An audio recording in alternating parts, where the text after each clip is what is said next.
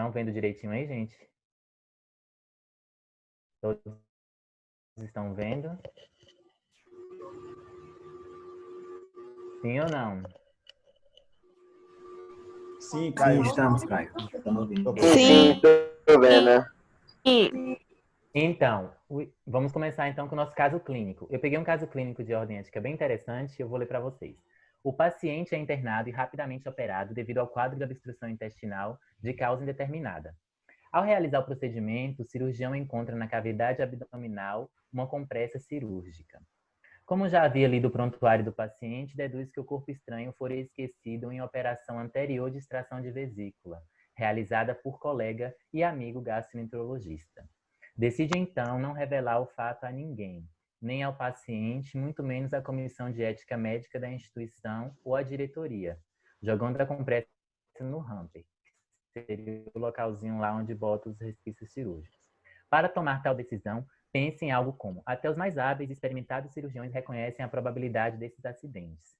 A estatística demonstra que todos aqueles que se dedicam por anos a fio a essa tarefa profissional incorrem em tais acidentes, embora esporadicamente. Enfim, dificilmente um bom cirurgião escapou desse dissabor. Ao recolher o material desprezado durante a operação, circulante de sala percebe a presença de 11 em vez de 10 compressas cirúrgicas, como seria o esperado. Uma delas, nota, está mais escura e diferente das outras. Ao comunicar ao médico o que encontrou, deixa claro que eu apoiaria em toda e qualquer atitude no sentido de prolongar ou não aquela história. Porém, a outra atendente presente não concorda em acobertar e traz a situação à tona. Então, esse vai ser o caso clínico que a gente vai discutir no final, depois que eu começar, que a gente falar um pouquinho da resolução e do preâmbulo do CFM, né? Mas, para começar, a gente vai ter uma visão histórica da ética médica, né? A ética médica, ela veio, né, desde muito tempo, atrelada à religião. Ela tinha uma influência religiosa muito grande, né? E eu sempre pergunto assim, sempre existia médico? O médico, ele não existia sempre, mas a medicina, sim. Sempre houve a necessidade de termos pessoas enfermas, né? E essas pessoas precisavam de cuidados, pessoas que cuidassem. A gente vê na pré-história com as treponações, né, que eram aquelas perfurações nas calotas cranianas para poder diminuir a pressão intracraniana. A gente vê o processo, né, histórico da Idade Média, todos esses períodos assim, a gente via que a medicina ela estava atrelada às pessoas em todos os momentos, uma vez que nossos corpos são passíveis ao envelhecimento e às patologias, né? Esse aqui é Hipócrates, e inicialmente, né, a gente teve os juramentos e as invocações. O mais conhecido foi justamente o de Hipócrates, né, que ele criou o juramento dele e é conhecido como o mais antigo código de ética médica, né? E é uma medicina paternalista. O que quer dizer isso? É aquela medicina em que o médico, ele que comanda, enquanto que o paciente ele só sofre aquilo que o médico decide que vai acontecer com ele. Então, Hipócrates, o pai da medicina, como é considerado, foi o primeiro pioneiro, né, na criação do Código de Ética Médica, que seria o mais antigo, pelo seu juramento. No século XV, a gente teve o Código de Hammurabi, que foi um rei, né, sumérico, e esse rei, ele criou esse código intitulado, que é a frase mais comum que a gente ouve, é o olho por olho, dente por dente, né? Em que tudo aquilo que a pessoa fazia, ela teria que receber de volta. Então, as pessoas que praticavam a medicina, né, naquela época, se elas se desse problema no braço de uma pessoa que estava com algum problema e ele tivesse que perder o braço, o médico teria que perder o braço também. Então, assim, era um código muito rígido, né, muito autoritário também, que acabou com o tempo evoluindo, foi pego de modelo, né, e foi evoluindo. Aqui é uma fotinha do código, né? E a gente teve no século XVI o Royal College of Physicians London, que estaria relacionado justamente com a denominação dos códigos de ética, né? Eles começaram a tirar o Código Penal para médicos, como eles pegaram do Código de Hammurabi há muito tempo, e começaram a modificar, teve essas modificações, e aí eles trouxeram os códigos de ética, né? Que começou a tecer os códigos de ética.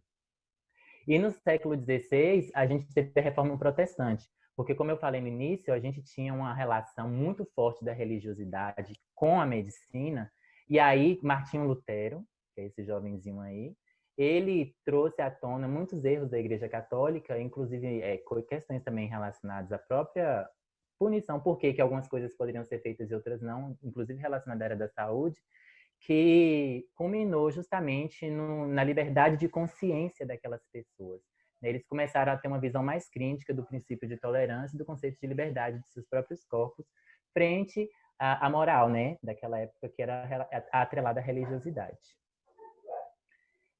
No século XVII, a gente vai ter a elaboração dos direitos humanos básicos, né? Ou seja, a pessoa ela já tinha direito à vida, à saúde, à liberdade, e a gente viu isso muito na Revolução Francesa, que a gente falava de liberdade, igualdade e fraternidade.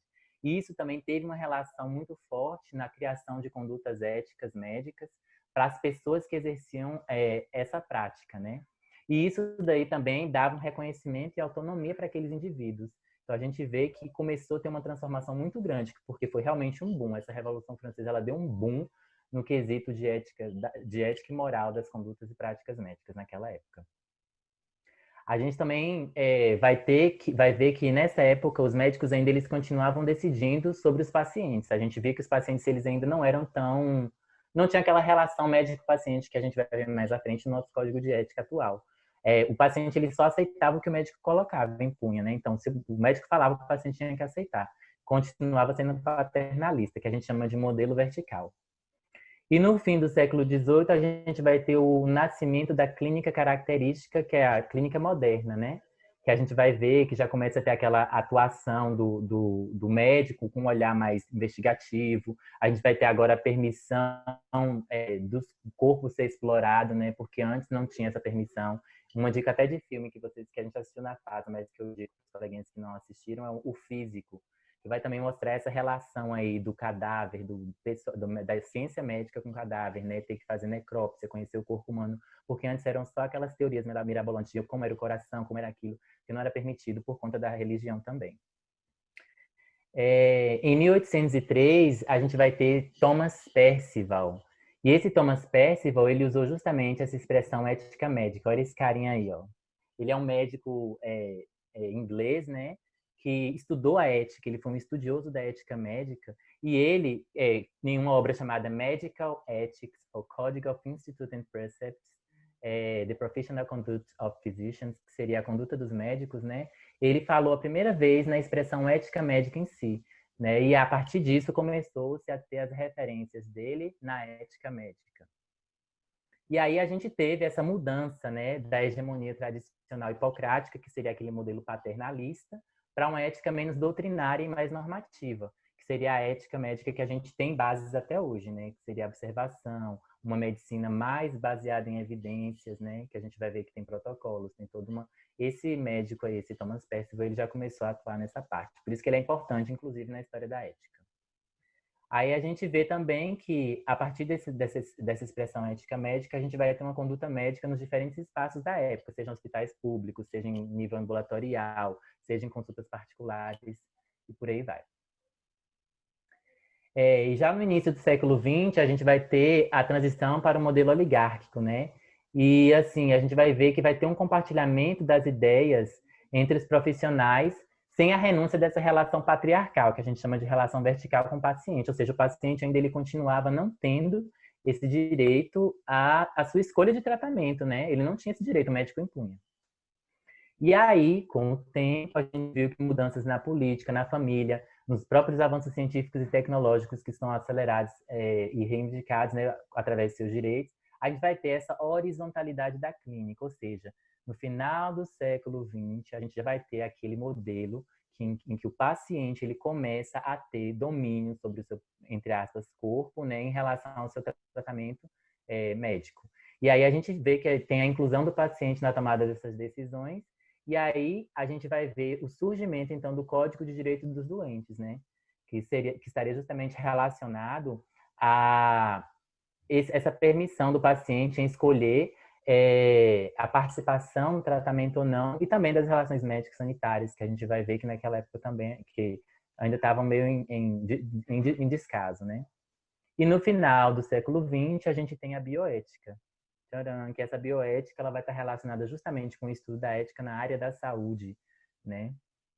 E no século XX ao XXI, a gente vai ter aqui no Brasil justamente o nosso Código de Ética Médica, né? Que foi um processo transitório, e a gente vê que para a formação dele, inclusive está na nossa resolução do Código de Ética Médica, foram conferidas as leis número 3.268 de 57, né, 1957, que foi regulamentada por um outro decreto, que é o 44.045 de 19 de julho de 1958, que foi também sofreu outras modificações aí que a gente está vendo, que vocês estão vendo aí, até chegar no que a gente chama de resolução do CFM, né? E essa resolução do CFM, ela justamente veio para aprovar o Código de Ética Médica no ano de 2018, porque a gente viu que anteriormente, né, principalmente na época do século XX, a gente teve a formação do Código de Ética, mas tinha muitos erros ainda, tinha muita coisa que precisava melhorar. E a partir disso, a gente teve que fazer essas modificações em 2009. Sofreu uma modificação e agora em 2018 a gente teve essa nova modificação, mas que é o mais recente, né? E o que visa essa resolução do CFM número 2217 de 2018?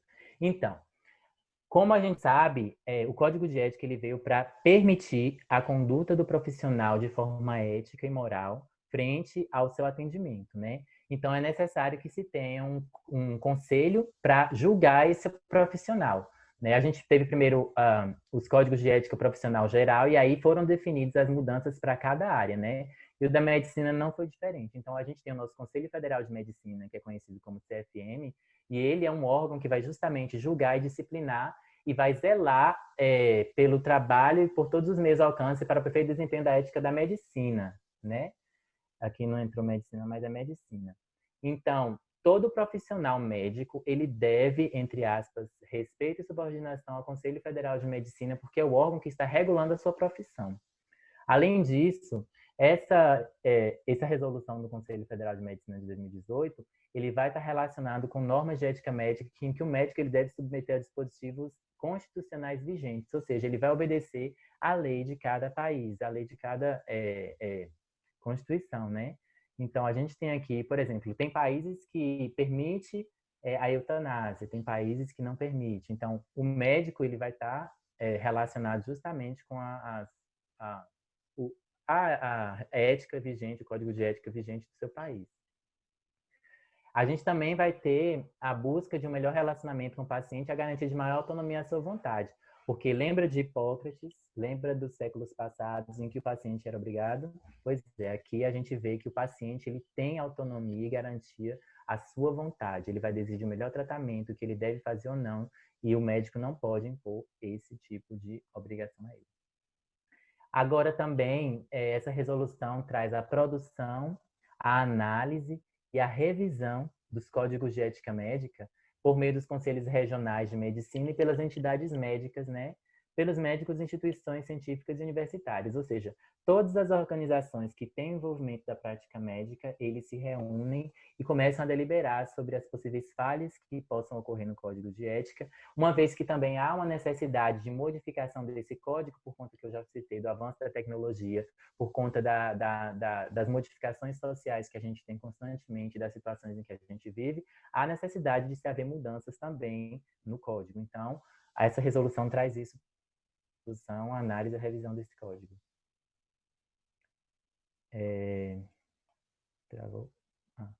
E, por fim, essa aprovação do Código de Ética Médica atualizado, né? Que essa resolução ela vai trazer. Já no preâmbulo, como o preâmbulo é pequenininho, eu acabei colocando ele aqui completo para vocês, né? Bem resumidinho, para vocês terem uma noção. Esse preâmbulo ele está relacionado justamente que ele vai dizer que o Código de Ética ele vai conter todas as normas que devem ser seguidas pelos profissionais médicos, né? Além disso, o artigo 2 ele vai dizer que todas as organizações de prestação de serviço médico estão sujeitas ao código, ou seja, nenhum profissional médico está isento, né, de obedecer ao Código de Ética Médica. E a gente vai ter também que, para o exercício da medicina, o médico, o profissional médico, ele tem que se inscrever no CFM para receber o seu CRM, né? Tem que se inscrever no conselho e com descrição e fundamento. Além disso, o médico ele também tem que comunicar ao Conselho Regional de Medicina, não só a ele, mas as entidades éticas do local de trabalho que ele está, né? com descrição e fundamento, fatos que tenham conhecimento que caracterizem uma possível infração do presente código e das demais normas que regulam o exercício da medicina. Esse 4 aí que eu coloquei, que está até grandinho, ele está relacionado justamente com nossa situação e nosso caso clínico que eu coloquei logo no início. E também, o 5, ele diz que tem a fiscalização e o cumprimento dessas normas que são estabelecidas no código, que está relacionado com a atribuição dos conselhos de medicina, das comissões de ética e dos médicos em geral.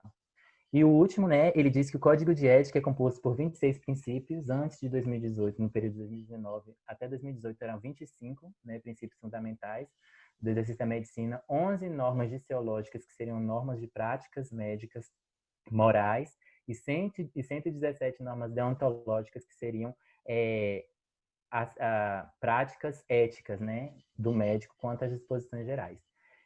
Então, o preâmbulo, a gente tem todas essas questões e a gente tem aquela resolução que vai estar relacionada justamente com a aprovação desses códigos.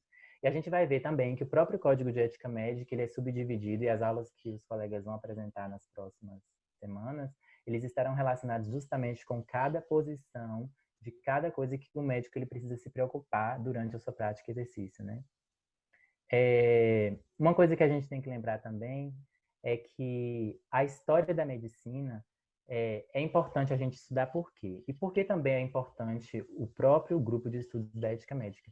Porque a gente percebe que muitas faculdades de medicina elas não têm essa preocupação com a prática, com a ética médica, né? A gente vê que tá muito tecnicista, muito automático, muito padrão a prática médica. Então, a visão da ética médica, a visão da bioética, ela precisa ser mudada. Então, é importante que a gente precise se reinventar e estudar sobre a ética, entender a moral e os bons costumes. Por quê? A ética ela não está relacionada apenas com o fator laboral, não. Ela está relacionada com fatores culturais, né? E tudo isso se relaciona. Então, a gente tem que entender que eu, como um profissional, tenho meus valores, tenho minhas culturas, tenho meu entendimento de algumas coisas, mas eu preciso aprender a respeitar o limite do meu próximo, eu preciso aprender a entender as coisas que ele acredita, as crenças, as culturas, os valores que ele carrega, para eu, como um profissional, poder tratá-lo, né? Porque eu não posso infringir aquilo que o meu paciente ou aquilo que eu, como médico, possa estar impondo. Então, é importante que nós, como estudantes de medicina, tenhamos essa visão, né? E é muito bom que estamos estudando aqui o Código de Ética, porque a gente vai poder enraizar isso e levar para as nossas vidas. Aprender como eu vou dizer, aprender a remover todos os preconceitos, todas as coisas que nos prendem, né, a um pré-julgamento, para que a gente possa realmente exercer uma medicina de forma igual, que a gente possa exercer uma medicina de forma humana, e que as pessoas que a gente for cuidar futuramente, elas possam ver na gente profissionais realmente éticos e competentes, tanto moral quanto profissional, né? Para a gente agora começar a discutir a parte clínica, né? Eu vou passar para o nosso quadro clínico. Aqui são algumas referências que eu coloquei do contexto histórico da ética médica, né? Que eu peguei, alguns artigos. E voltando para o caso clínico, eu gostaria de reler novamente para a gente poder começar uma discussão com algumas perguntas que eu vou colocar para vocês. Então, a gente tem um paciente que ele é internado e rapidamente operado e devido a um quadro de obstrução intestinal de causa indeterminada. Ao realizar o procedimento, o cirurgião ele vai encontrar na cavidade abdominal uma compressa cirúrgica. Como já havia lido o prontuário do paciente, né, vai deduzir que o corpo estranho foi esquecido em uma operação anterior à extração da vesícula realizada por colega e amigo gastroenterologista. Decide então não revelar o fato a ninguém, nem ao paciente, muito menos à comissão de ética médica da instituição ou à diretoria, jogando a compressa no hamper. Para tal decisão, pense em algo como: até os mais hábeis e experimentados cirurgiões reconhecem a probabilidade desses acidentes. A estatística demonstra que todos aqueles que se dedicam por anos a fio a essa tarefa profissional incorrem em tais acidentes, embora esporadicamente. Enfim, dificilmente um bom cirurgião escapou desse sabor. Ao recolher o material desprezado durante a operação, o circulante de sala, que é o rapaz que ele faz o recolhimento do material, né, ele percebe a presença de 11 em vez de 10 compressas cirúrgicas, como seria esperado. Uma delas nota estar mais escura e diferente das outras. E ao comunicar ao médico o que encontrou, deixa claro que eu apoiaria em toda e qualquer atitude no sentido de prolongar ou não aquela história. Porém, a outra atendente presente não concordam em acobertar e traz a situação à tona. É um casinho meio complicado, né, gente? Então, eu vou lançar uma perguntinha para vocês aqui, né? Uma perguntinha que tem vários nela. Vocês revelariam a paciente o erro de colega, já que o doente fora submetido a uma cirurgia em virtude deste erro? Vocês revelariam a comissão ética, né, do hospital ou revelaria para ambos? Então, a gente já pode abrir nossa discussão a respeito disso. Eu gostaria de ouvir vocês.